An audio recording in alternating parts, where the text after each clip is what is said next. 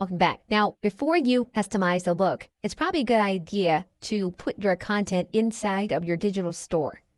And what we're going to be doing is a number of links that are already on the domain inside of our Systeme.io account. For example, if you don't have a blog, you can set one up. And what you're going to do is to go to your website tab. You will then want to go to your blogs tab. You'll then be able to choose the domain. And if you have a domain set up on Systeme.io, you can use it. We're going to put a name to our blog.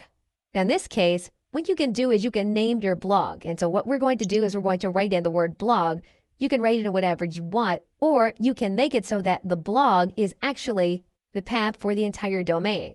We're going to use the word blog, and we're going to save it. But before we save it, we're going to need to choose a template. And you can choose one of the templates that you think will reflect what you want your brand to be. If you need to preview the template, you can do it, and you can click the preview of the template here. Then you'll be able to see what the template is going to look like. We're going to select a template, and we are then going to click Save.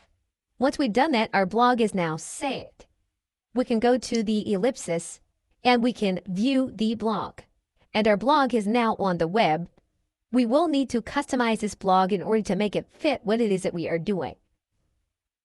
What we need to do now is to add the blog to our digital store, and we will do that in the next video. Okay, so thanks, and I will see you in the next video.